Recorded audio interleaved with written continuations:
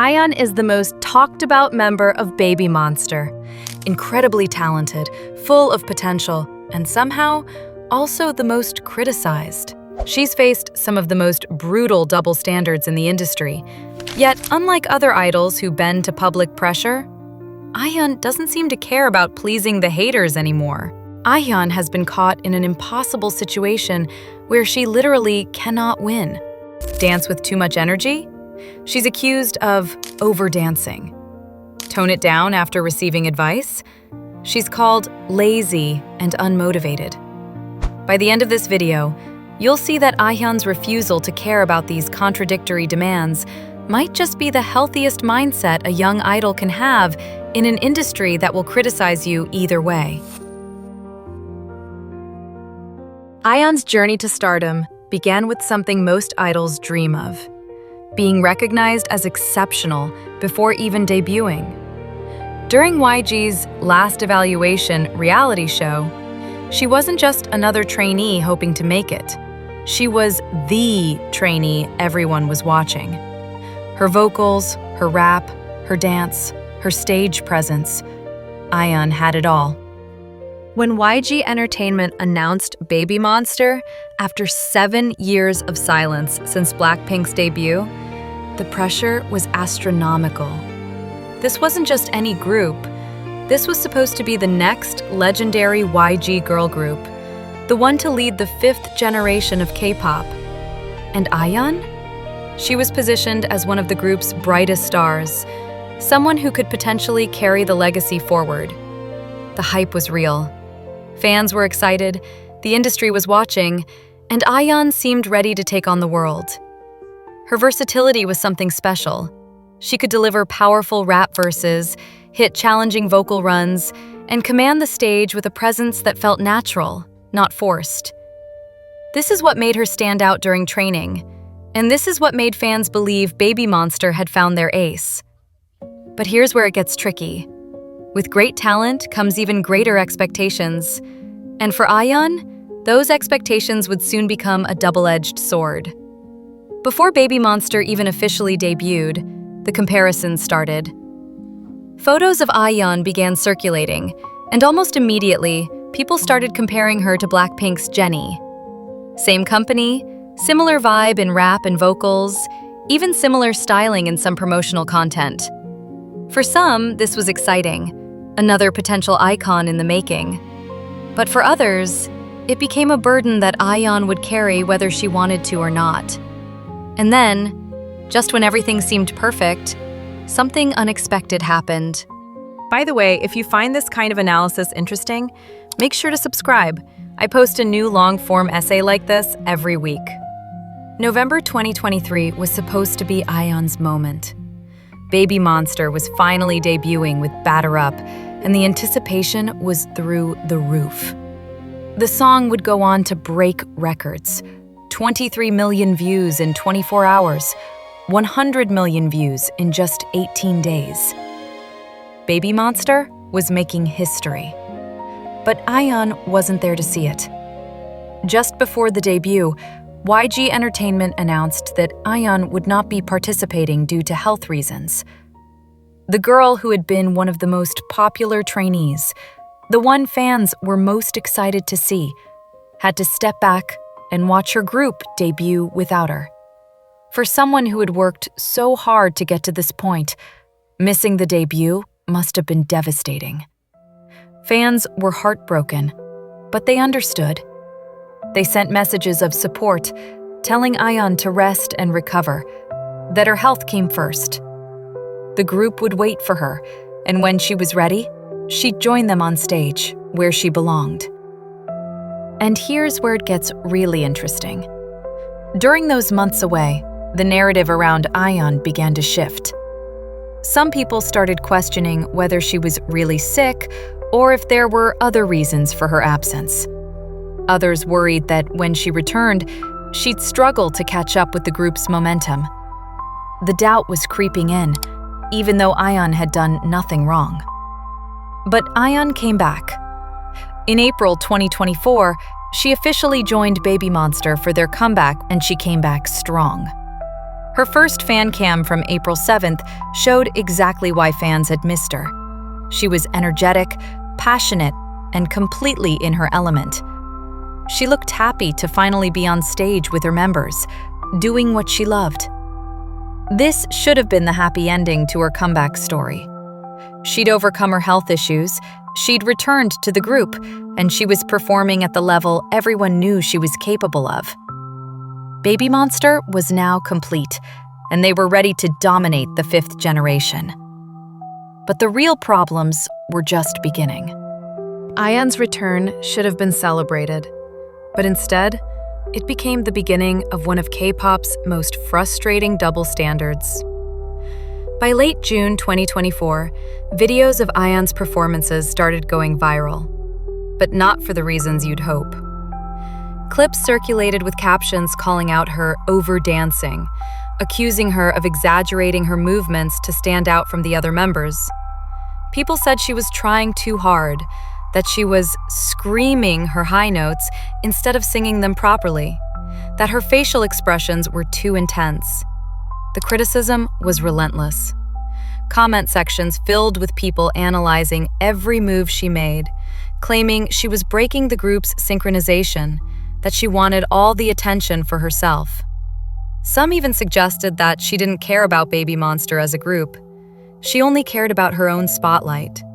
But here's the thing. Many people saw something completely different. They saw an idol who was finally back doing what she loved after months away. They saw someone who performed with genuine joy and passion, not someone trying to overshadow her members. They saw a talented young woman who was being punished for being exactly what a performer should be: present, energetic, and completely immersed in the moment. So, what was Ahyeon's true identity in BABYMONSTER? Was she the overambitious member who couldn't match the group's vibe?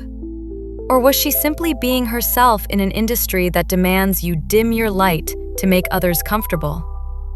The answer would depend on who you asked. But what happened next made the situation even more complicated. The criticism got to Ahyeon.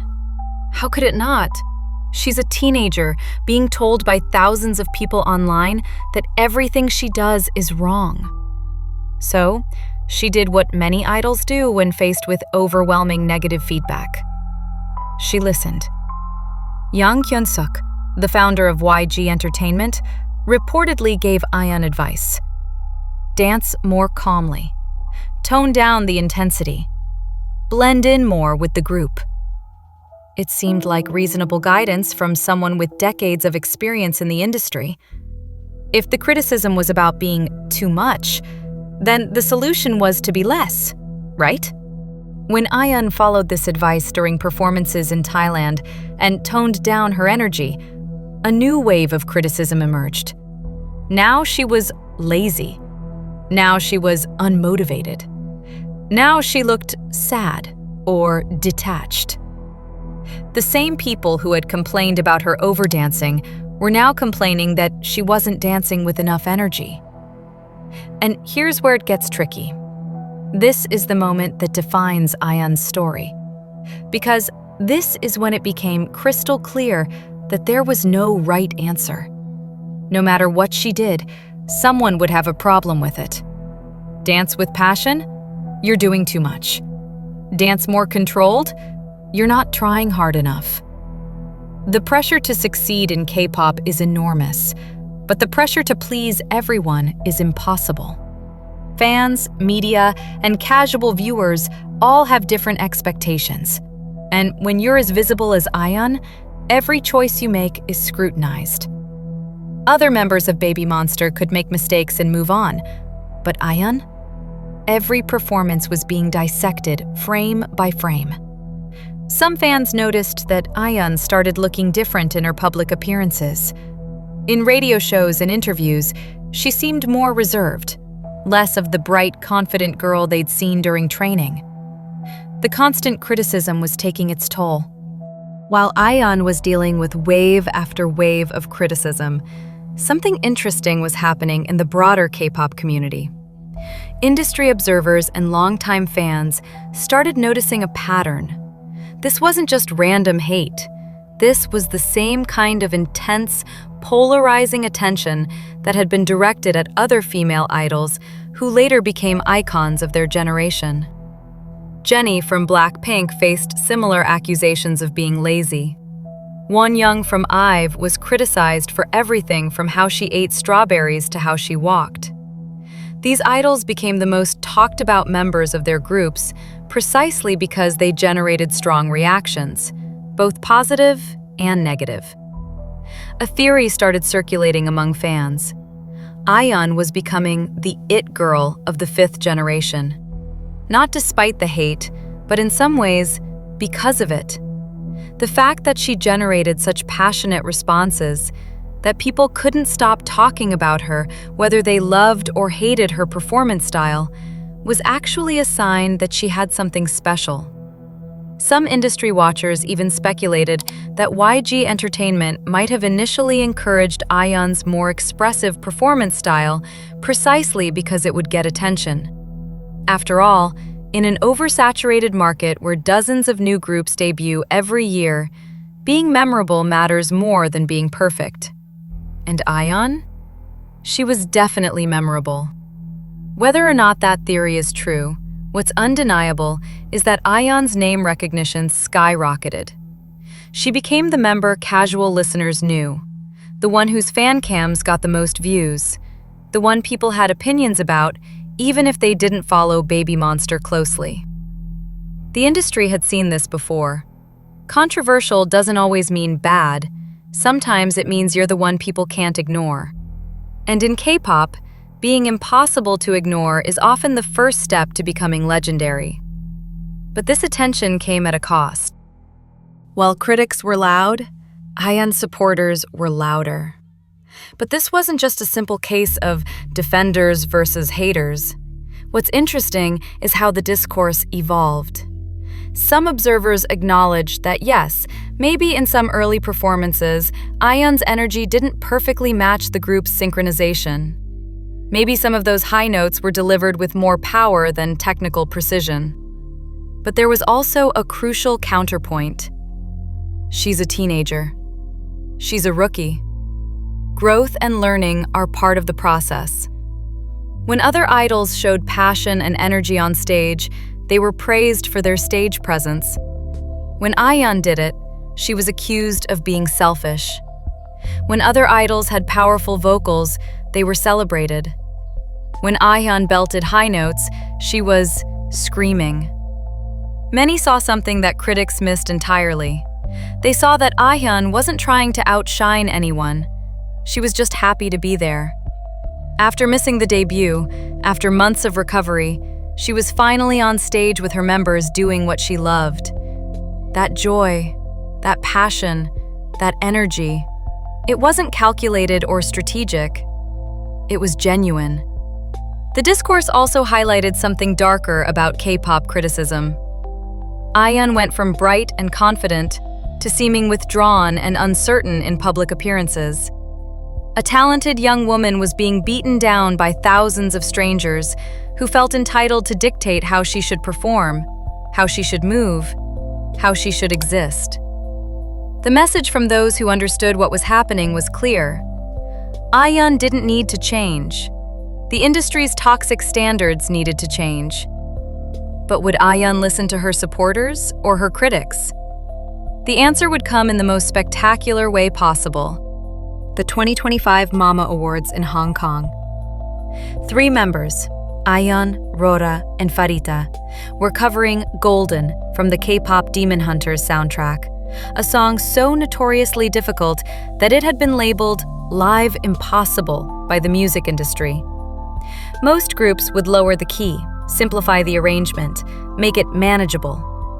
BABYMONSTER, and specifically Ahyeon, refused to compromise. After months of being told she was too much, after being advised to tone it down, Ahyeon walked onto that stage and gave everything she had. No holding back, no playing it safe. The performance was delivered entirely live in the original key.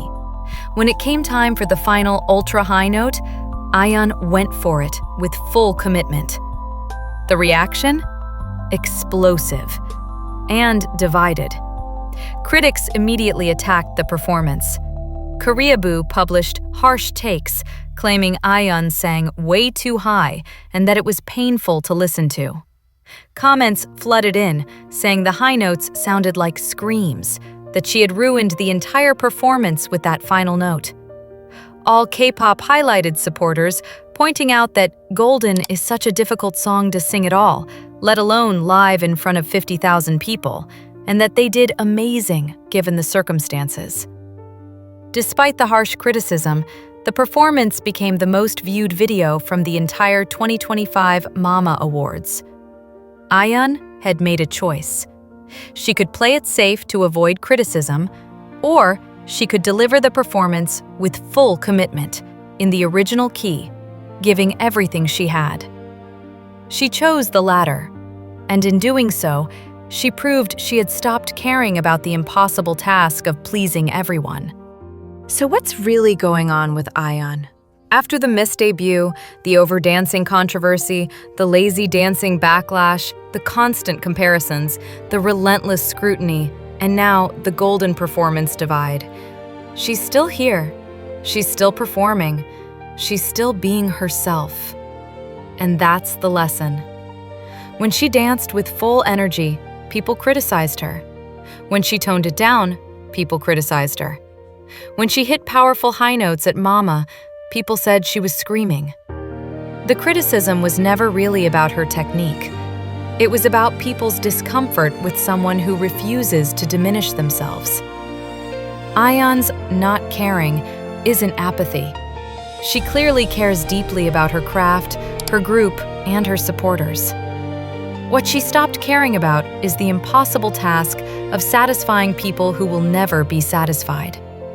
Recent reports show her having full conversations with people at airports, smiling, engaging. The light that seemed dimmed by months of criticism is coming back.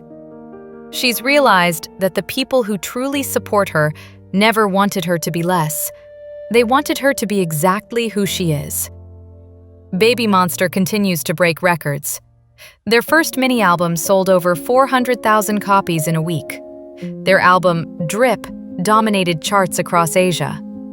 And Ahyeon? She's still the member everyone talks about. But increasingly, the conversation is shifting toward her undeniable talent rather than manufactured controversy. The future of K-pop needs more artists like Ahyeon. More idols who refuse to shrink themselves. More young performers who understand that being polarizing is better than being forgettable. In a world where idols are expected to be everything to everyone, where teenage girls are torn apart for showing too much emotion or too little, Ahyeon made a choice. She chose to be herself. The Golden performance at Mama wasn't just about hitting a difficult note. It was about a young artist reclaiming her narrative. It was about refusing to let contradictory expectations define her. It was about proving that sometimes the best response to impossible standards is to face them head-on, regardless of the outcome. Ahyeon's story is still being written. She's still a teenager. She's still growing as an artist. But what she's already shown us is clear. There's more than one way to handle criticism in this industry, and maybe the healthiest path is the one where you stop letting other people's fears and insecurities dictate your choices.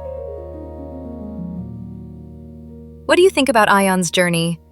Does her refusal to dim her light inspire you? Let me know in the comments. And don't forget to subscribe for more deep dives into the world of K-pop, where we don't just talk about the music, we talk about what it really means to be an artist in this industry. Because at the end of the day, Ahyeon taught us something important.